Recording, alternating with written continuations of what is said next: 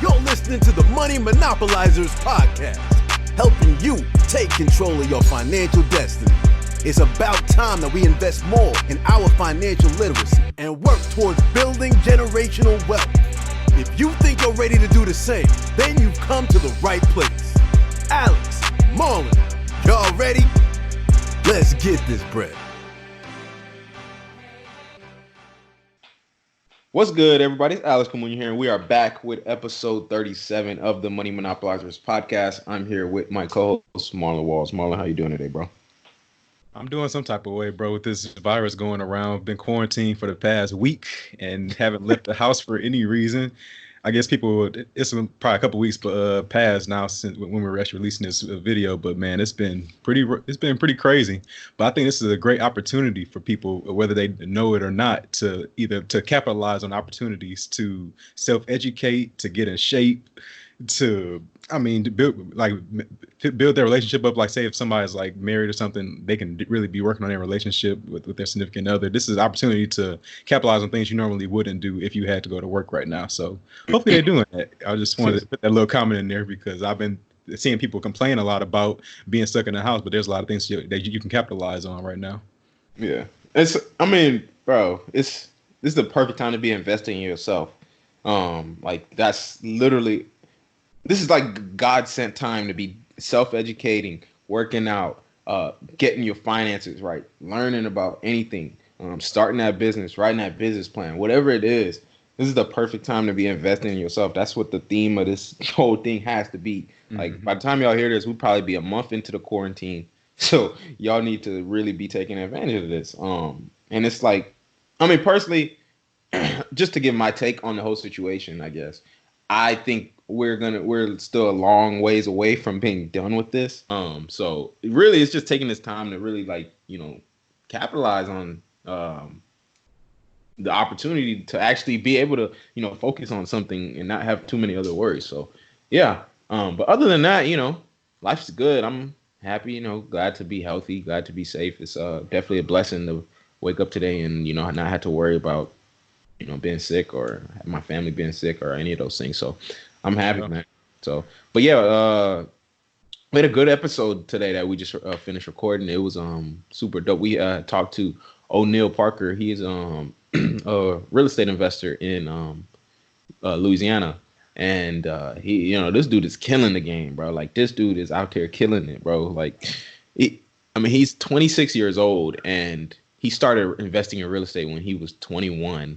23 or 23, yeah. Well, I saw on his page he said he built his first house at 21.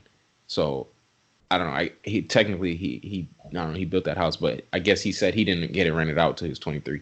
So he started technically investing at 23. But he owns a $2 million real estate portfolio, or over $2 million. So and that's I think he said he had 19 units now. So this dude is killing it. 26 years old. A young brother out there, doing his thing. I was super excited to talk to him and get his perspective.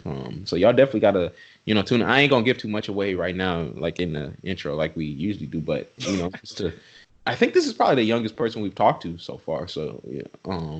Actually, you're right. Yeah. So that it just goes to show that we not the only ones that's out here, like, being young black dudes or investing in real estate, starting businesses and doing this, bro. Like, people are doing this. So the theme of this episode is going to be creativity. So when you listen to what he's saying, just think about, like, he's doing all of this by saying, how can I be successful in this particular deal in this particular area? And he's always just finding a way. It's not, and just instead of finding an excuse, he's always finding a way to get something done. So just listen to that all throughout the episode. He's being very creative, and that's allowing him to build success for himself and his family. So I really enjoyed it for that reason. I hope y'all do too. Facts. For sure. So let's get right into it. How you doing today, ONeils? I'm doing well, man. Can't complain. I'm breathing, you know what I mean? The air not the cleanest, but, I'm breathing. I can't complain. For sure. It's we in some strange times right now, but we just gotta, kind of make do with what we can. It's a blessing to be awake today, though, for sure. Sure. Oh, usually how we start, I do want to just, like, kind of get your background in terms of, like, growing up, how you were like taught, like what you were taught about money growing up, how you viewed money, and kind of. All right, so let me just start off. My name is ONeils Parker. I'm from Lafayette, Louisiana. Grew up in Lafayette. Then I moved to Carrington, Louisiana, which is like maybe 3 miles away from Lafayette. So grew up a very small house. Didn't have the most money. So my house, it was in the hood. It was like 800 square feet. Had a family of 5. It was my grandparents' house. My parents later then bought it from my grandparents. Once we moved in our house, my parents built a house. I think it was in like the late 30s, maybe early 40s. It's like what is it, like 3,600 square foot. So it's a big jump. We went from 800 to 3,600 square foot, and then they got a pool house that's damn near as big as our old house. So, seeing all that it's like, damn, you can really jump from being, I'm not gonna say poor, lower middle class to like upper middle class. But I just watched my dad. He was always an entrepreneur, never worked for anybody in his life. Also, my grandpa was an entrepreneur. He dropped out of school in 3rd grade. Started a cement company. So he was at the highest of his career. He's making $10,000 a week. So, wow. With me growing up, I was looking at all that. And also, my dad being an entrepreneur, he was a barber. He did a couple of things. And he's the only African-American man to own a building in downtown Lafayette. And we still own that building today.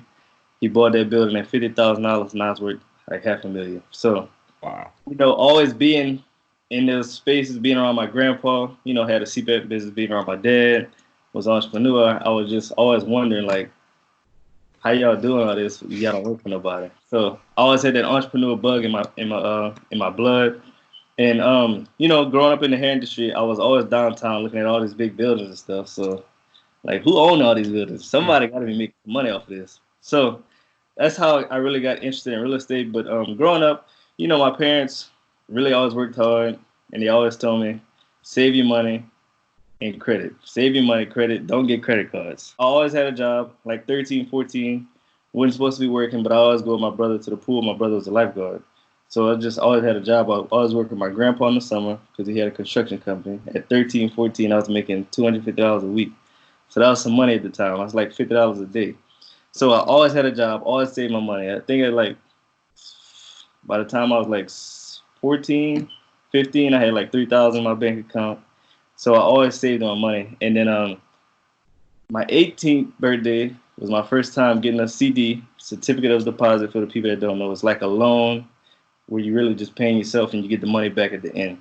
So that's basically how I grew up, was save your money, save your money, save your money. And then when you get of age, credit, never use credit cards. It sounds like you grew up kind of like around entrepreneurs all the time. Yeah. So, yeah, so it's like, I was going to ask, like, what made you want to become an entrepreneur instead of working a job? But it sounded like you were already destined to be an entrepreneur. Yeah. But I still got a job now, but I like my job. My job is easy. So a lot of people, they want the hottest thing right now is get rid of your job. But at the end of the day, having a job is the best thing for you as an entrepreneur, because it's the dream funder. Like, banks don't love entrepreneurs. Banks W-2. So if you do both, you're always winning. So if you know how to leverage your job and your time, you're unstoppable. Mm-hmm. Leverage your job, time, and credit, man, nobody gonna tell you no. It's not the smartest thing to get rid of your job if you don't have a plan and you really don't know what you're doing. Majority of people just want to get out there and do it, and they struggle. You might start off hot, but you're gonna fall in your face quick if you don't have enough money saved up. Mm-hmm. Better not right, and you don't have a plan. Yeah. I'm just thinking that reminds me of how we did. So me and Alex both had bought our first house hacks by leveraging our jobs. Like, as W-2 employees, we were able to save up money relatively quickly in order to afford a place where we can buy and then rent it out as we lived here. So I definitely recommend leveraging your job as opposed to being like, okay, I just want to quit my job right away. Then you get out into the world like, dang, I ain't got no money now and nobody want to lend to me. So your business not doing as good as you want it to be. But I wouldn't say like have a job that you don't like. Get a job that's decent, they treat you right, and then leverage them like they're leveraging you. Exactly. We did a whole episode about that too. Like, it's so many ways you could leverage your job, even like financially, the connections, the resources there. Like, it's so many things like you could be doing to leverage your job. The finances is the best part. Like you said, like that's your first investor. Your job is your first investor. Yeah, you know that check came every 2 weeks. Exactly. Exactly. So You know exactly what that money, money, right? You know you got. Let's just say you know you have an extra 400 every 2 weeks. So use that to start your business. Or use the 300 and save the 100 or whatever. You know. Yeah, and that's amazing. So I want to talk about now where you are today and what does your portfolio look like? What does your business look like? Kind of so we can kind of see where we are, and then we'll dive into a little bit more of that. Okay, so let's just say I started real estate investing when I was 23, November 25th, 2016. I closed my first wholesale deal. So I wholesale for the first 4 months of my real estate career or whatever. That being because all the YouTube videos you watch is wholesaling. So started my business with $63. At 63, I made $2,000 in like 3 weeks of me being in real estate. In the first 4 months of me being in real estate, I made $50,000 by strictly wholesaling. And then a year and I think it was like 13 months of me being in real estate, period, I bought $1.3 million worth of real estate. Wow. Rentals. And out of that 1.3 is like 13 rentals. So in that time of like 13 months, I was strictly buying rentals. And then after that, I started fixing and flipping, still wholesaling, but not really actively like I was before. And I was pretty much just doing everything in real estate. So now in 2020, I started another wholesaling business with a partner. Reason being so I could scale everything. I could scale the wholesaling. I could scale the hoteling, which is fixing, flipping, like low key, like putting maybe 5 to 10,000 in, just putting it back on the market. Yeah. Also could do real rehabs if we want to do it. But the most important part of starting the wholesaling business again was to scale the rentals, so I can get the best cream of the crop rentals because I'm actually actively wholesaling. So having things come in the pipeline, I could pick the best rentals and then keep them for long-term cash flow. So that's that right now. And right now I have 19 units. Woo. And how old are you? Just so people can know. 26. I love it. So in 3 years, this dude went from $63 to 1.3 million. Well, that was in your first couple, like first year and a half, right? Over 2 million now. Oh, because within that time I sold, I think I maybe sold 2 or 3. Because I sold my first house. I built my first house when I was 21, and I sold that in December of 18. Wow. So your portfolio is worth over $2 million today. Right? Yeah. Nice. Okay, so now for a lot of investors who are first getting started, they typically want to just do one deal the first year, maybe 2 the second, and start stacking up pretty slowly. But you just jumped in full gun ho, I'm about to just attack it, and ended up getting to that much. So what has allowed you to feel so comfortable and to be able to pursue all these deals at such a high volume and be successful with it? I'm a risk taker, man. I'm not scared to take risks. At the end of the day, I was 23 when I started. I'm like this. If everything fell, I just go right back to my parents' house. I'm not really tripping. So a lot of people are scared to take a risk, but the biggest or the richest people took the best or the scariest risk. So I'm like, it is what it is. At the end of the day, my credit get bad. I always fix that. I go flat broke, go back to my parents' house, start again. You can always start over. It's just you can't be scared in this game. You can't be scared as an entrepreneur. You really never succeed. But you can't be scared trying to get into any business. If you scared, you studying your growth. That's I love that point because especially at the age right now, a lot of people listening to us are in this similar demographic, similar age, where it's you can afford to take risks. Right. You can do it right now without major ramifications. But it's not gonna always be like that. But right now, worst case scenario, your worst case scenario is gonna be someone else's normal. Yeah. So it's bro, just do it, bro. I mean, if something happens, big deal. In order to have what other people won't and can't have, you have to do things other people won't and can't do. So, that's all it's about right now, and especially when you're young. So I love that. For sure. Somebody's normal right now at age 26 is living at their parents' house, and that's your worst case scenario. So, you in really good position right now just to keep on taking your risk. Exactly. Yep. Yeah. So. It is a big risk for me because, I got 3 kids. You know what I mean? I had my first kid found out my girl was pregnant at 19 and the first kid at 20. So you started after having kids too. I started after my first kid was here. Yeah. And so that's usually a barrier for a lot of people too, is that they'd be like, oh, I have kids, man. I don't have that type of money to be able to be investing because I need to spend all this money on them, or I just can't afford to invest right now. It's just too risky. You can always afford it. Anybody can afford it. Just you got to reduce your lifestyle to afford what you're trying to do. Yeah.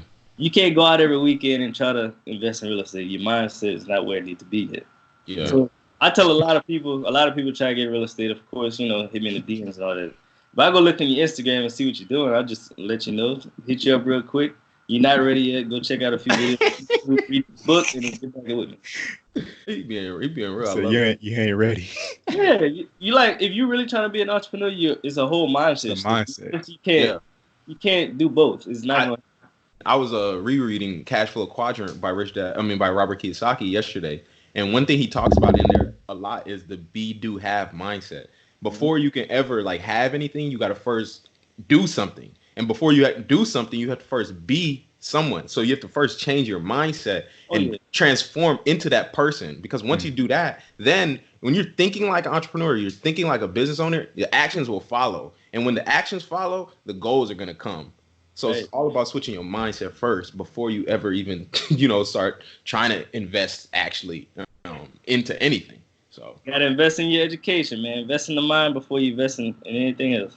Mm-hmm. I actually wanted to hit on that too. That was one of my questions. Like, as far as education, did you have any education prior to getting into like all your rental deals, your wholesale deals? I know you said you looked on YouTube for a minute. You read any books or anything like that? My first night I ever heard about wholesaling, I watched YouTube till like 4 a.m, and then I ordered me a book that same night by I think his name is Phil Pustiowski. I don't know if y'all know him, but that was my first time ever reading a book cover to cover in my life at 23. Wow. 23. So, read that book. Never bought any courses. My first event I ever went to was y'all know Ramon Tukes? Mm-mm. Well, he out of Atlanta. That was my first event I went to. It was in April of 2018, and then I went to We Live 18 with Max Maxwell at Charlotte, North Carolina. That was the first ever events, and I started the business in 2016. And you were doing all this in Louisiana, right? Yeah. I was doing regular wholesaling when I first started virtual wholesaling. So in my first 4 months of wholesaling, I closed 17 deals, and I only seen 3 of them. Nice. Okay. Before we get more so into the real estate, I do want to talk about like leveraging and financing and those things, because your portfolio is worth, you said, over $2 million, and I assume some of that is leveraged, and you have some debt on that, you have mortgages on that. So I do want to talk about more so why leveraging is important and why you like leveraging and kind of like that whole aspect and what your view is on it, especially like in the times we're moving to. We're probably moving towards a recession. That's I think inevitable at this point. So I want to hear like your views on that in terms of like being leveraged, being over leveraged, and like how you approach that. Okay, so leveraging is all about running your numbers. So let's just say the rental income. So people look at rental income as, it's renting for $1,000, but they don't look at the expenses. So you got to do the expenses and run your numbers properly. So let's just say I buy a property and the rent is $1,000. Okay, the actual cash from that property, if I leverage use a loan, it's probably $300 to $350. So you got to pay your mortgage, you got to pay your taxes, you got to pay insurance. A lot of people don't talk about all that. You have to run your numbers properly. Don't, put fluff on the numbers to make it look good and make it sound good to yourself. You got to be hard on yourself and actually run the numbers of taxes, insurance, interest on your loan and the principal, and also repairs. Property management, you're going to do that. So you got to run your numbers very hard to really understand and use leverage. If you're over leveraging yourself, that's when it gets scary. So if you're buying a property at 90%, you have no equity. You buying it at 70%. It's all right, but I like to buy my properties just like a wholesale deal. So most of my properties are like 60% of the ARV. That's why I buy them at. So are you using bank financing? Are you putting, partners? How are you financing? Like I use bank financing. So I do a lot of creative deals. I use bank financing, owner finance, business credit cards, lines of credit, cash. So it all depends on the seller. So I usually do direct to seller. So if the seller wants to sell quick, okay, I'm gonna just buy it cash, fix it up, and then put a loan on it. Yeah. If the seller really don't care, they got a lot of money already, well, let's just do an owner finance deal. Because they don't care. Mm-hmm. Let's just say. And can you explain real quick for people that don't know what owner financing is? Okay, well, I'll just explain my first one I ever bought. I was wholesaling. It was like day 29. Nobody wanted the property, so I was like, "What the hell I'm gonna do?" I asked her, "Would you be willing to accept 80% of that purchase price in cash, and then owner finance the other 20% of the purchase price?" She was like, "I don't know about that. Let me think about it. I gotta go talk to God." Call me back what it was 2 hours later, and she'll do it. So let me explain. The purchase price was $56,000. I got a mortgage from the bank for $46,000, and then I own a finance $11,000 from the owner. So the $46,000 is a regular loan, 20-year amortization loan, but got your payments and whatever. And then the owner finance part was the $11,000. So owner finance is a second loan on the property, and the owner becomes your bank. Yeah. So basically, I had 2 loans, but I was still cash flowing $300 because I bought the property at $56,000 and it appraised at $100,000. I bought it. The rent was $850. The mortgage was like $320, and then the owner finance was $200 a month. So that's $520 right there. But I also had all my other things. But the cash flow was like $300, $300 or $350. Something like that. It was $300. Yeah, and I think that's the key to it, because I mean, at the end of the day, I don't really care. I mean, I care about the expenses, but as long as I'm cash flowing, as long as my property is not losing money, Right. I'm good. Like if I can be, like, for example, on a house hack, you might be 90% leveraged on a house hack, 95% depending on how much you put down. But if you can move out of that property and it's gonna cash flow, you good money. Yeah, it's a deal. It's a deal because it's a 30-year mortgage. Yeah. You living damn near for free, or you probably living for free, I'm sure, because your mortgage probably not that high. So why not do that deal? That's totally different if you living in the property. Right. Yeah. So Definitely. I'm definitely doing the right thing. Going back to that deal is I walked into that deal with no money in my pocket. So all the deals I ever did in real estate was no money out of my own pocket. Man. I bought that property at 56, and at the closing table I got the keys and a $22 check. I think one of the biggest benefits that you've had, like in order to have no money out of pocket, is that you always start thinking creatively. Yeah. Most people try to fit their square peg into a round hole and say, okay, I'm gonna do it this way every time, and that's not the way to go. Because you talk about owner financing. I've heard you talk about lease options. I've heard you talk about a whole bunch of different ways that you've been able to finance or create your success with real estate. So I guess moving forward though, how do you think that these measures, how do you think things may change as we move into a recession, if it ever does come to pass? Like, how will you be looking at acquiring deals, and like what type of deals will you be getting? Will it be more rentals now, flips? I think you said call those hotels in this case.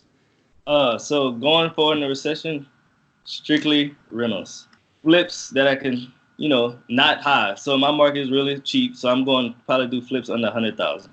Mm-hmm. Reason being because people always going to buy houses, people always need houses. So the reason why I'm going to do flips is to pay off the rentals. I'm trying to do both. I don't want to have 50 rentals and they all have mortgages on them. That's when you start to get in trouble, because let's just say people start moving out and all this, you're scratching your head. But also, all the rentals that I buy, my max rent right now is $950. No, I'm sorry, I got one in a different market. The rent is $1350, but that's a different market. So in my market, the max rents is like $900, $950. Reason being because 80% of people can afford that. Mm-hmm. Like most people that's renting right now for $1,500, they're losing jobs. They gotta stay somewhere, so they're gonna bump down to now they're renting $800, $850. Yeah. So if you gotta rent in where most people are, I want to have 10 rentals they all renting $2,000 a piece. At the end of the day, a recession coming, how many people gonna actually afford that? Basically, doctors, you always gonna need doctors, you always gonna need nurses, and you always gonna need dentists and all that. That's probably the only people that's gonna be able to afford that. Because $2,000 today is a lot of money for people that have kids and all that in a recession. Yeah. Yeah, what I've been hearing a lot in the past couple of weeks is that it's really good to be having rentals like in like C-class properties. Like if you rank them like between A, B, C, A is like the luxury apartments or luxury living in general, and those people like those will be few and far between right now. So you want to be in that C range area where people may start falling back to, like as they fall on hard times, they can't afford to live in Class A, so they're gonna be moving into Class C, and so you can just see a lot of demand in that particular area. So it's good to have most of your rental portfolio in that area too. It's about to be popping, bro. Let's just say 2 people work at McDonald's, they could afford $800 a month. Yep.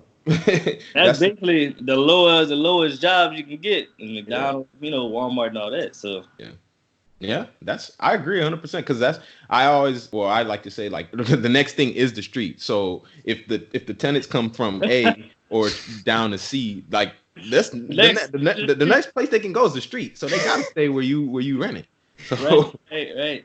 so that's I love that chart, and that's why I think real estate is, if you buy it right, real estate is like recession proof.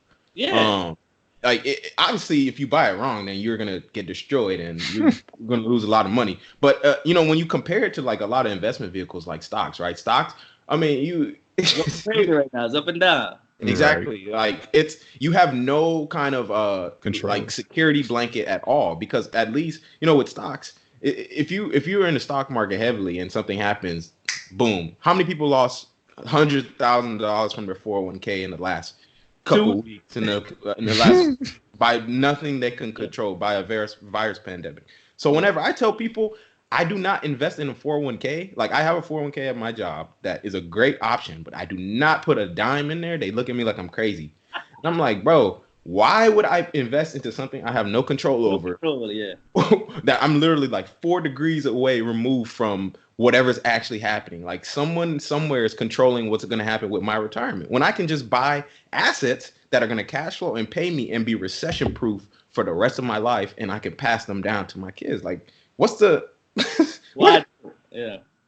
So I have a 401k at my job, but I have a plan with mine. So I invest in my 401k. Reason being is because as soon as I quit, I'm gonna change that over to a Roth IRA, and I'm gonna use that to buy rentals, and then all the profit from let's just say I flip goes back to that, and then I can use it again and again and again. So you can use it if you know what you're doing as a way to buy. So people ask, why you do this? Nah, I'm doing this for leverage. I don't really. You want to use a 401k or care about it? That's different though, because you're gonna take that money and buy real estate. Yeah. But they just this is my retirement when I get 55 or 65 and a half. I'm gonna get this $200 check. Nah, bro, that's not enough. Right. That's and it's crazy because that's like so normal. Yeah, you got to look at it 2 different ways. Like they really have a lot of people like, I'm gonna put all my money in this. Hopefully I get $1,000 a month or whatever. Nah, bro, you get out controlling that. Yeah, might have like a dude I know. He had like 20,000. A dude I work with right now, he had 20,000 in his 401k with like Edward Jones or whatever, like 2 months ago. Now he got like 9 or 8,000. So the craziest thing to me, I'm just thinking about now, people will like bash on somebody who's living below their means right now, like at our age, because they want to like become an entrepreneur or get into investing, but they'll settle with, okay, at 65, I'm okay with getting this $200 check, and I'm just gonna live modestly then, versus what we're trying to do. Life at that time, bro. That's what. That's what I'm saying. Like, bro, by the time I'm 28, bro, I'm trying to, I need at least 10 racks a month coming minimum. But people don't realize, like, this dude been having 20,000 or whatever in his 401k for like, let's just say 2 years. You know how fast I can get 20,000 if I just refinance a house or flip a house? Like, yeah, you've been saving that money or whatever for the last 2-3 years. That's all you got, 20,000. It's crazy, man. When you start to really think about it, when you get on the other side and you think about it and you see the logic in it, it doesn't make sense. Yeah. Like you can do one wholesale. We did a wholesale deal, made 20,000. It took maybe like 10 hours of our time. That's why the disparity between the wealthy and like middle class and poor is just so large, because the money is on a whole different order of magnitude for the wealthy. Like the way it comes in and goes out, it just is on a whole different scale. So 20,000 over 3 years may sound good to the W-2 employee that's been put into their 401k. But you're like, bro, I got to get that in a month. Like, that's a one deal. Real estate is the best retirement plan, and because also, I mean, if you're buying rental properties, like those are essentially.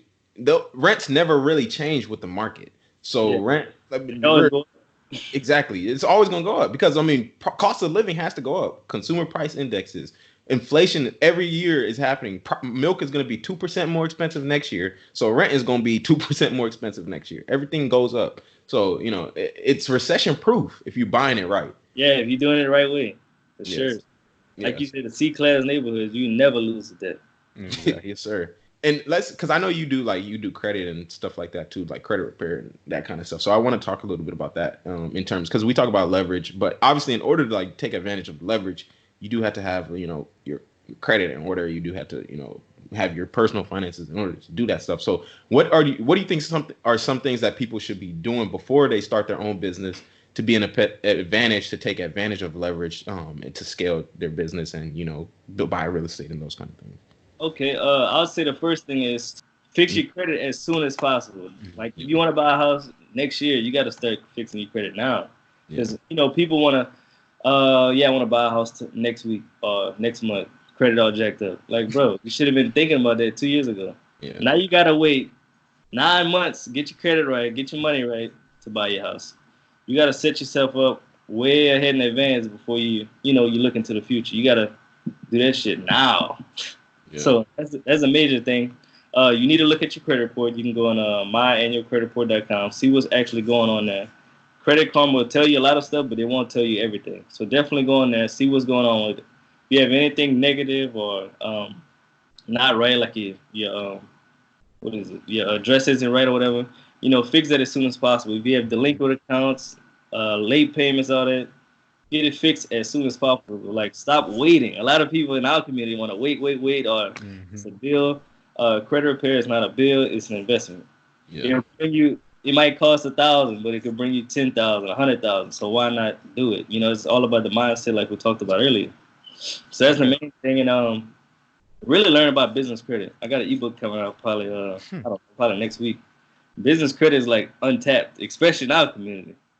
Like, bro, you could get $250,000 per LLC interest-free money. Why aren't we taking advantage of it? Wait, so can you talk about that a little more? I want to hear more about that too. All right, so business credit is interest-free credit cards that you convert to cash and use it to buy a property. Oh, like line of credit? Yeah, it's actual credit cards. Oh, okay. You can also get lines of credit too. It's like so many different ways to get money. Right now in this recession that we're about to get, we need as much money as possible. So, so you can get a card so it's a credit card that you can convert to cash, I guess, with a cash advance fee or something like that. Whatever. Yeah, okay. So say they charge you 3%. That's not bad. Yeah. Hard lender charge you 9%. Yeah, you're right. Private money lender, whatever your relationship is, they're gonna charge you way more than 3%. So, and then you control of your own money. The car's in your pocket. You don't have to call nobody up. Hey man, I got this great deal. Let me get it $100,000. They'd be like, nah, I'm tapped out. You know what I mean? Yeah. You control your own destiny. Yeah. So okay, I'm gonna have to get that ebook because I want to. Right. I'm thinking like, dang, we need to apply that. So to qualify for business credit, you need a LLC. Yeah. It could be a brand new LLC. You could have made your LLC last week. You need an LLC, an EIN, articles of incorporation. You need a personal credit card of $5,000 or more. You need a personal credit score of 700. So business credit, the one I do, it leverages your personal credit to get business credit for your business. Okay, that makes sense. So you PT it? Huh? So you like personal guarantee it, I guess? Yeah. So let's just say you max out a business card at like $20,000. It will not show in your personal credit like a regular credit card. Now, if you don't pay your bills for, let's just say, 6 months, then it's going to show up. So let's say you got a project going on, using your money off your credit cards. Why not use that money that you control that's in your pocket to finance the deal, refinance it or sell it, then put the money back on the card, and now you walk away with the profit. Ooh, that's crazy. And that's, oh my gosh, I feel like you just came in the perfect time on the show, because right now it's a small window left to actually get credit. Right. You got about a month, maybe 2 months. Yeah, maybe probably at the beginning of the summer, if you ain't got no credit set up or any lines of credit, you SOL. Right. So it's the perfect time to release the ebook that I got coming up, because people need all the money and credit they can get. You got to go to all the banks, get lines of credit from each of them. You go get business credit. Now you sitting $500,000 of credit in your pocket. If you can't do that with that, you don't need to be an entrepreneur. I'm sorry. Oh, and that's perfect, because I mean, man, they say rich people love recessions because that's where most of the wealth is. So you make the money at. Everybody be selling their house. They bought it for $100,000. Now they sell it for 30, 40 just to get out of it. Yep, short sale. I'm definitely. We about to talk about this after the show. I'm definitely hopping on that, man. Y'all, that's crazy, bro. That's just untapped market. Like I said, a lot of people don't know about, because you hear nobody talking about it. So what banks are doing that? A lot of banks, bro. You'd be surprised. Okay, well, I'm gonna just save my questions for the ebook. Right. Cool. It's the stuff people don't know about. Other people know it. It's just our culture don't know nothing. What I use business credit for, let's just say I got a rehab going on, use the credit card. Let's just say I'm doing an owner finance deal and they want a $3,000 down payment. It's the credit card. So at the end of the day, I want to come out ONeils' pocket at least as much as possible. So that's how I can buy deals without using my own money. Right. Yeah. And that's where you get the infinite ROIs. There you go. That's right. You pay your money. $400-500 a month. Shit, I'm good. Yep. That's why I be saying, like, I mean, if I ain't got no money invested, bro, as long as if it's cash flowing, even if it's cash flowing $200, I'm good money. Because I ain't got no money in it. So that's how people got to figure out, especially in the recession, is how to buy these deals creatively. Yeah. Banks won't be lending as much, and then I heard hard money lenders acting crazy right now. Like, deals. Like, I'm in a little group on Instagram. Like, they closed on a deal, and then they reverse unclosing the deal. Like, they took all their money out, and they had to get the keys back and everything. They going from 10% down to 25% down. Like, all that's happening right now as we speak. Yeah, we've had hard money lenders pull out like from different deals for ourselves too. We haven't been like in the deal, but we've had hard money lenders like deny us now. Like, no, we're not lending on nothing right now. This is where they make their money at, but I guess they're nervous right now. But they're about to go from 10%, 15, 18, because they about to make a killer. Yeah. And this is I mean, when you're an investor right now in this market, that's when it comes. Now you're going like I'm not gonna say it's easy to be an investor before or business owner, but now it's gonna be like this is gonna separate like the great investors from like just anybody else who can make money now. You're gonna make a lot of money if you know what you're doing. Right. So kind of leading into that, I saw something on your page talking about BRRRR investing. And the BRRRR strategy. So we haven't ever really talked about it on this show yet. We'll probably do an episode on that at some point, like strictly about that. But can you kind of talk about what that is and like outline it, the BRRRR strategy, buy, rehab, rent, refinance, repeat, and then kind of get into a little. Have you actually done that strategy? Because I saw you talking about it. Yeah. So BRRRR is buy, rehab, rent, refinance, repeat. So it's 1B and it's 4 R's. I think 4 R's. So I could give you an example, but it's all about buying the deal the correct way. It has to have a lot of equity. It has to have I'm gonna just break down the deal we did. I think I did in 2017. So I bought a property at $19,000 off an auction website. It's a real development auction website. $19,000. Okay. We put $22,000 in. So we all in at 40, I think it was like 42. Yeah. The property appraised at $82,000. So we all in at 50%. We went back to the bank, get a loan at $60,000. So the property is worth $82,000. We got a loan at $60,000, and I think the mortgage payment was like $400 because we did 10-year mortgage. So we walked away with $18,000 in our pocket, tax-free money. Put that in our pocket. We call that some house money. We got a mortgage for $60,000. The mortgage payment is $400 for 10 years. So we're gonna own this house free and clear in 10 years. We only put $42,000 in it, and we walked away with $18,000 tax-free money. So that's a strategy, and we still got $22,000 in equity. We didn't even do the whole 80%. And then we don't have to worry about repairs because we redid the whole house. And we got a $4,000 down payment back because we did rent to own or lease option on the property. So we really made $22,000. Right. Whew. Okay, so how much is the rent on that then? The rent is $820. So you what do you cash for? Yeah, they cash. It's like after I think it's like $420 because the tenant pays everything. They pay for repairs, they pay for tax, they pay for everything because it's a rent to own. I'm the bank now, so in my business, I'm the bank. I don't want to be a landlord. Yeah. So it's either I got a Section 8 tenant or rent to own tenant. That's all I do. Really? That's it. Why not? I don't want to be a landlord. I'm not trying to make calls. I'm the bank, baby. I'm the Chase. So dang, I like this. Let's just say y'all broke up duplexes. If something go wrong, who y'all calling? Y'all gonna call Chase or y'all gotta get it fixed yourself? So that's what I. But the properties that I get, I rehab all of them, so they all looking brand new. Yeah. Put a tenant in, rent on. I get a down payment, non-refundable, and I cash flow every month. I don't have to worry about nothing. I think you mentioned it. Where'd you find that deal at though? You said you got for $19,000. I got it off a rural development auction. Okay. Because I'm trying to figure out where you get a $19,000 deal at appraised for 80. You put in 20. You only had 4,000 into it originally, like as a down payment. So I did it all cash. Oh, you bought it cash. Line of credit, yeah, line of credit for 19,000, and then I think we used our own money. It was like 17, so it was in 2017 we did. Yeah, we get a line of credit for the 19, and then we use line of credit again for the 22 for the rehab. So it was all in at 42. Went back to the bank, get a loan for 60. Walked away with 18,000 in our pocket, 4,000 down payment from the tenant. So all together 22,000. Oh, that was for the tenant. Yep, okay. I was about to like summarize it all because this is like the beauty of BRRRR investing. Like when people say BRRRR, they you know that they get like a great deal for a rental where they can probably leave with no money out of pocket, but in your case you leave with 18,000 in pocket because you did the deal. Right.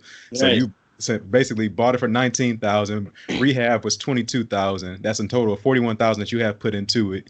It appraises because you bought it for 19,000, but it appraises for 80,000. And you basically go to the bank and say, "Hey, I want to get a loan on this," and they gave you 60,000, which is around, I guess, 75, 80%. Like it's like I think 72 or something like that. Yeah, so you could have went all the way up to 75, I'm sure. But you say, I can just have more equity.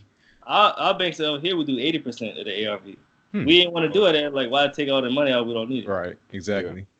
Yeah. So, but you still walk away with $18,000 from that deal, and you didn't. That wasn't even most you could have did. You probably could have did 22,000 if you wanted to, but that's how good of a deal that it was, is that you were able to leave some equity in and still have 18,000 to go do your next deal. That's where the repeat comes in. There you go. So you also want to do that once you go start flipping properties as well. So the reason, I don't know about y'all, you do 75% of the ARV? Yeah, we do 75. So the reason you want to do that when you flip properties as well, because if let's just say the house is worth 100,000, you all in at 60. Why not get a loan for 75? Sell it for 100. You only pay taxes on that extra. You don't pay taxes on what you got a loan for. Yeah. So you reduce your capital gains. There you go. Right. A lot of people don't think about that. They just say, I'm gonna make this quick 40. You're really not making 40. We actually did. We did that by accident. Yeah, honestly. The deal didn't end up being a good deal. We lost money on it, but it was we did that strategy where we refinanced it and then sold it. So that's you just close on it twice essentially, or really 3 times. So and then if you're really using a good you got relationships with your title company or however y'all close your deals, they're not gonna charge you that big closing fee. They're gonna charge you, because y'all always do business together. They're gonna reduce the closing fee. I was about to ask you about that. So how did your closing costs look on refinancing? Because ours will vary. It was cheap. Oh shoot, man! We need to get your guy. We need to. It was on a $220,000 house. So it was high. And I don't feel like that, bro. Yeah, he in New Orleans. Louisiana. They ain't rocking with that. New Orleans high as hell, but where I'm at. You said Lafayette, right? Yeah. Lafayette. Yeah, for sure. I might have to come out there, man. Shoot. I buy houses all day for 40,000, running off for 850. Man, yeah, that's some good cash flow out there. That's a great rental market. Yeah. Okay, so I just wanted to talk about something because when I see on your page, you are very transparent about like the good and the bad. Like you always talk about a little bit of both, saying that hey, got this new place is renting out for this amount, and I only got this amount in. But you also show when you had leaks, when you had evictions, and when you had things that were going wrong. So how have you learned to mitigate those problems that you've had over the years, or like just to lower the blow that those cause to you? Man, I look at it like this. Is anything in real estate can be fixed. You get a hole in the roof, you fix the roof.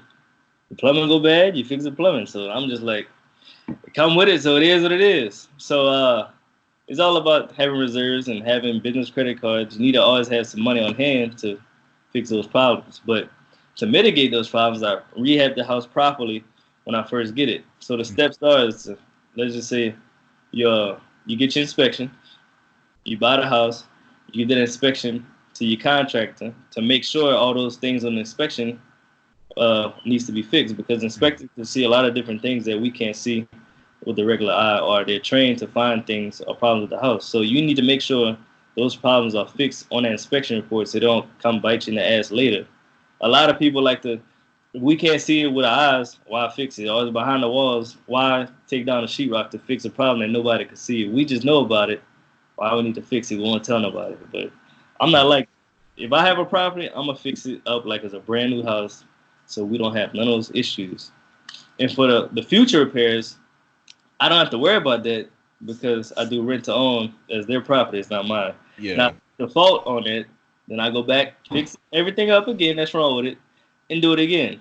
But at the end of the day, it's really not costing me because I'm getting all these non-refundable down payments. Damn, that's how you reduce all your repairs and all that. It's just and I also do lease option rent to own to people that can't buy houses, like Hispanics. A lot of them are not legal, so they can't get loans from the bank. So they got a lot of money, but they can't get loans. So everything they buy, like I talked to my contractors, everything they own, they have to buy with cash. He has brand new truck. He got 2 brand new trucks cash. His house is cash, so they don't have no debt. They have to buy things creatively for them to own property in the States. Mm-hmm. And when you talking about the rehabbing thing, that made me think about the BRRRR strategy again, because I mean, the beauty about that whole strategy is that, number one, it lets you like master every aspect of real estate pretty much, right? So you buy the houses, and so it teaches you how to buy great deals, right? When you're on the B side, the rehab, the first R, teaches you how to master them. And so because you are rehabbing them like complete, because you're buying trash houses, and since you're rehabbing them completely, you're pretty much reducing like in all of your capital expenditures for the future. So you're not going to have like any major repairs in the future because you're buying them like pretty cheap and you know exactly what's going on. So that's another thing. And then obviously when you rent it, you get to like master tenant screening or however you do that. And then whenever you refinance, you get to learn how to master financing and getting loans. And then the repeat is just building the systems and all of that, getting those into place. So, you know, that reminded me of that whenever you had talked about the capital expenditures, because that's a big thing. Like a lot of people just buy the rentals and then just try to fix up the minimal stuff. Yeah, we don't do that, bro, because you will get calls. I promise you. It's annoying. Yeah. Why not fix it before the tenant even in there? You know, reduce your cost, reduce your headache. Yep. And that's why I learned quickly. Like, I'm not doing this, and I'm a lease option or rent own everything. So that's your problem. It ain't mine. So you don't think that because you're doing rent to own that, because I mean, how long are the mortgages that are usually on there? I do 20 years. Mm-hmm. Okay. So let's say that, you know, 20 years down the line, it's gone. Is it like you don't care about owning it forever? You just, those 20 years, you're good with that? You got to think about it. Rent to own, the average tenant stays 5 to 7 years. Who actually stays the whole term? Nobody. There you go. Yeah. How many people actually stay in that house for 30 years that you know? Nobody. Small percentage. They be paid off by them. Exactly. Yeah. So never mind. Yeah. Once it's paid off, shit, I don't have the lease option. I can just regular rent it because they didn't pay the house already. Yeah. If I want to. But I always do that because if they do stay, you know, I'm still cool with it. Y'all done paid 30 years for a house I got a mortgage for 20 years. Yeah. This dude is smart. I love it. You know? That's creative. Like I said, this dude very creative, man. So thinking of things like this will really set you apart financially. I know where you finna be in like next 5, 10, 20 years. You're gonna be set, man. You gotta reduce your stress and make the most money as possible. Yeah, man. You don't want to buy a job. That's why I hate dealing with tenants already as it is. So I want to be the bank, baby. The bank just make money. That's what I'm gonna remember that when you keep saying I want to be the bank. I ain't gonna be the landlord. That's a different mindset. I'm gonna change mine for that. I like that a lot. So there was another strategy that I saw, because I mean, it's like you just like you have a bunch of creative strategies that you've like seen or you've used yourself. There was another thing I saw on your page. It's all about solving the problem, bro. You gotta definitely. And that's what real estate is essentially. I mean, that's what business is. So there was something I saw though. You were talking about You were talking about owning real estate, or what did you say? You said I don't know that you can get into. You said you can get into real estate without actually owning real estate, or there was like somebody talking about it whenever he was talking about like short-term subleasing, essentially on a Airbnb. Yeah, exactly. So like, you have a LLC or whatever, and then you go to someone that has a house and you say, I want to rent your house out, and you rent the house out, but instead of you actually living there, you rent it out again to like either Airbnb or I don't know if you do it long term. $40, $50 a night.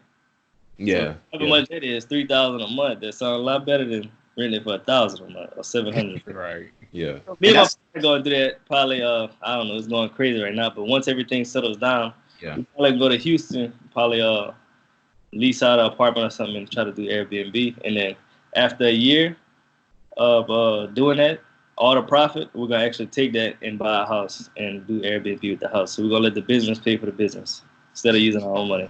Yeah. See, that's what I be saying. It's like creative ways, because it's not one way to do anything. There's so many ways to get into this game. You got to figure it out what works for you and what works for the homeowner. Yes, sir. That's the best strategy in my opinion, really, to build wealth. Like, let your businesses pay for your real estate, right? Yeah. Like for me, I'm trying to start as many businesses, even in different things. Like real estate is there, but like different things, starting businesses so that those things can pay me and then I'll let them pay for the real estate. I ain't got to pay for the real estate. Yeah. So let's kind of talk about, with the stuff that's going on right now in the world, this whole virus pandemic and all of that. How has your business been affected by it, if anything? Because like we were saying earlier before, it's, in Louisiana, it's like one of the worst states hit by it right now. So have you felt the effects of it, or has it been like, what has it been like over there for you? I haven't felt it yet, but the first of the money ain't come yet, so we're gonna find out next week. Right, yeah. Shoot, took a couple days. You're right. Yeah, I got a friend. She's in St. Louis, so she made a post the other day saying, all your tenants, I think I got like 8 tenants on Section 8 right now. So your tenants that's on Section 8 could probably call the Section 8 office and tell them, hey, I can't pay my rent. Is there any way y'all can cover the whole rent until all this thing blow over? So for the people that don't know, Section 8 is regular tenants. It's just the government pay either a portion or they pay the whole rent for the tenant. A lot of people get scared of Section 8 when they hear it. So I just wanted to explain what that was. Yeah, that's another good reason to be in Section 8, because got that security blanket. I guess can you address why people fear Section 8 tenants? Like, what is the preconceived fears that people have about them that you can address for them? Okay, so when people hear Section 8, they hear low income, they hear repairs, they hear a lot of kids. It's not really like that. Like I always say this: don't take advice from people that don't do it. So don't go to the dentist and ask them how to change oil. It's a dentist. Right. You're getting your advice from the wrong person. So all the Section 8 tenants that I have, I think the youngest one is like 32. I usually get tenants that's 40 plus because they're going to stay there a long time and they're going to treat it like it's theirs. Mm-hmm. Section 8 is just a source of payment. They're people. So you don't have to take the first person that have to wave it in the hand that got a voucher. Right. So you got to vet your tenants just like they're regular paying tenants. Mm-hmm. That's what I was going to ask about next. What is your vetting process like, and how are you finding these tenants? Because I know you say you're targeting Section 8, so how are you finding those in particular? And then how do you go about making sure that this is the right Section 8 tenant to take? All right. So like I said, going back earlier, is this when I rehab my houses, I have my houses like C-class, so I have the best looking houses in the whole neighborhood. Mm-hmm. They got, I'm telling you, tile showers, wood floors, nice countertops. So once somebody get in there, of course, they go tell their friends, they go tell their cousin, this landlord got the best house I've ever been in. So, of course, they staying and they telling everybody. So I get a lot of tenants from referrals. Mm-hmm. Let me say I posted on Facebook. I'm telling you, I post something on Facebook Marketplace, I get at least 60 people in the first 3-4 days. Mm-hmm. So when I schedule a viewing, all within the same, 2 hours, so everybody's coming in, they all see each other. So, yeah, we gotta have the deposit ASAP. Right. Yeah. With the competition. We use cozy.co for our property management software. So you charge a little $40 application fee that does a credit check, and they also do a background check. So the background check, we're looking for anything crazy like let's just say theft or crazy things that's we don't on the property, like I don't know, child pornography or something, something crazy. Evictions. Yeah, evictions, of course, but evictions come on a credit report. So Okay, in the credit, yeah. we don't really care what your credit is. We just try to see, do you have any evictions? Because of course, if you're a tenant, you don't have the best credit score anyway. Yeah. So that's what we really look for when we screen our tenants is credit score, and then what kind of income you have coming in. But if you're on Section 8, they are making for the income that you don't have. Yeah, Right. I need to start looking into that Section 8 stuff more so instead of just listening to what people are saying. They Because pay the most rents. They pay the high rents. and that's Hey, people, bro, you just gotta vet your people. and you the second person that came on here to say the exact same thing. So Exactly. and you doing it successfully. So I don't know why people would be listening to just anybody that be talking. Right. So I was watching a video and somebody on YouTube was talking about, it was Brandon Turner from Bigger Pockets. He was talking about how he's sending this letter to his tenants about the situation. I think. Yeah. You saw it too then. So I was thinking about it. I was like, I'm not gonna send letters to my tenants saying, "Yo, I mean, this is the situation. If you need help paying, or if there's this situation, if like you lose your job or something, and you might need help paying or something, whatever, just talk to us." I don't think that's a good idea to really be doing because because they're gonna talk to you. Exactly. Yeah, like you're stirring the pot for no reason. It might not even be that big a deal for them. But you're just tempting them to be like, yeah, maybe we could just not have to pay rent. You can't pay it, Yeah. So I'm gonna just leave it alone and whatever. I have an idea, basically. I got one text from one of my tenants saying we might not have the money, but I'm not really tripping because I have 2 houses on one loan. The loan is like $320, and I get $1150. Oh, damn. This dude cash flowing big, bro. So I'm not really tripping. And then the other houses next door, they already paid their rent, so they covered everything. So one rent is $600, and the other one is $5 or $550. Yeah. After all of this, what is the end goal? Like, do you have a number set in mind? Do you have a number of properties set in mind? Or is it just supposed to be infinite? You always just going to be acquiring more? What's the end goal for you? Yeah, buy as many as I can till I die, bro. Sound good, man. Yeah. So right now, just one rental per bill, probably 3 rentals per child, and then just keep going, bro. Yeah, that's nice. I love it. So when are you gonna quit your job? I don't know, man. I was gonna quit last year, but I'm like, quit for what? It's a lot easier to buy properties with a job. Yeah, Mm-hmm. yeah, and that's a lot of people think like those two things are mutually exclusive, but they're not. Like having a job and being an entrepreneur they're not mutually exclusive. You can do both things. Like leverage is the best thing. I only work 4 days a week, so I'm not tripping. Yeah, it's the easiest job I ever had, and I do real estate while I'm at my job. So why stress? That's beautiful, ain't it? Yeah. Nice. Okay, cool. So we're gonna kind of wrap this up with the Fast Five. Yeah. This kind of where we just ask 5 questions, just to kind of pick your brain and see what you thinking of, and you just got to answer them each question in 60 seconds or less. Let's go. Yeah, cool. So I'll do the first question. So first question: what does success mean to you?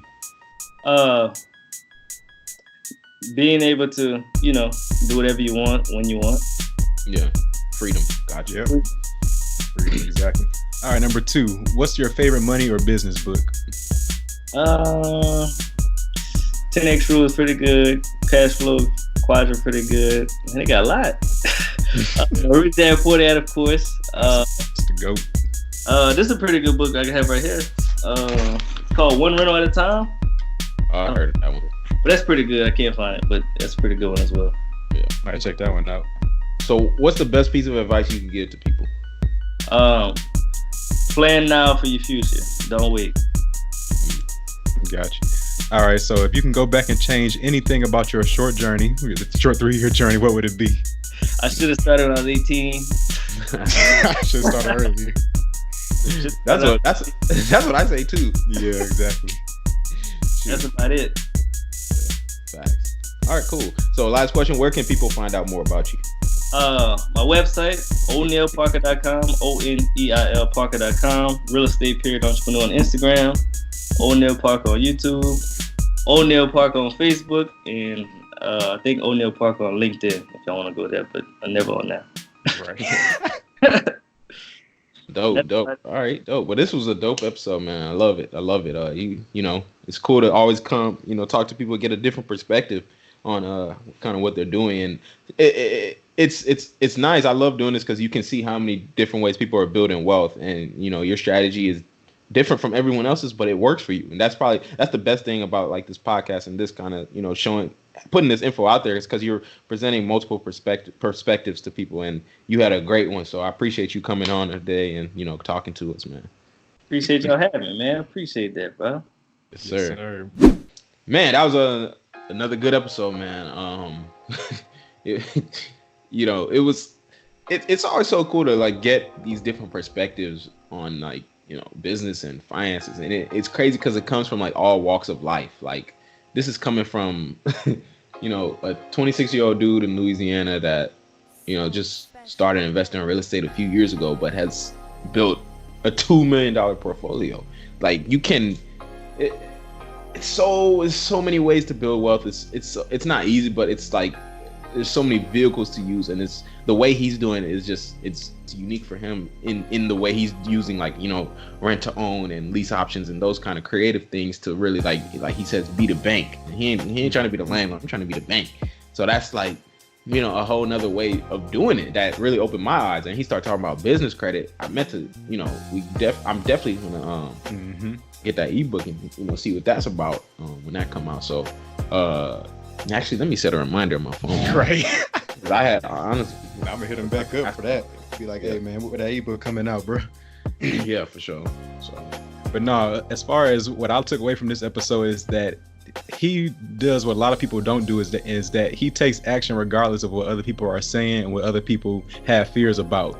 Like he's basically saying, I can fall flat on my face, I can go back to my parents' house and be living with them and start all fresh and all over and be cool with it and be able to start back up again. So with that mentality going into your investments or going into any type of thing that people consider quote unquote risk, you will be a lot more willing to like to do things that other people won't to get where other people can't get to at some point. So with that being said, like that's why his portfolio is where he is now. It's just about having a fearless mentality, especially at an early age, because you can fall flat on your face and not even feel the ramifications of it in two years from now. He can be 28, he's not even 30 yet, and he's already gonna be feeling like if he fell to $0.0 today, he wouldn't even feel it by the time he's 30. So he'd be straight, man. I like that about him, and I think I was very inspired by it. I hope the listeners were, but I'm gonna take like that business line of credit that he was talking about. We're gonna apply that very soon. So yeah. Anyways, that's it for this episode of the Money Monopolizers podcast. New episodes will be released every Thursday and will be available on Apple Podcasts, Spotify, and YouTube. Just search Money Monopolizers wherever you listen to podcasts. We hope you learned something of value today. If you did, we'd appreciate it if you rated us 5 stars and left us a review on Apple Podcasts. You can also find out more info about us on Twitter at The Monopolizers or on IG at Money Monopolizers. We post informative content on there that'll keep you engaged, so check that out and share those posts. But until then, we out of here. You've been listening to the Money Monopolizers podcast, helping you take control of your financial destiny. To learn more about how you can be in control of your money, visit moneymonopolizers.com. We'll catch you next time when Alex and Marlon share more personal finance and wealth creation tips with you. Now it's time to take action.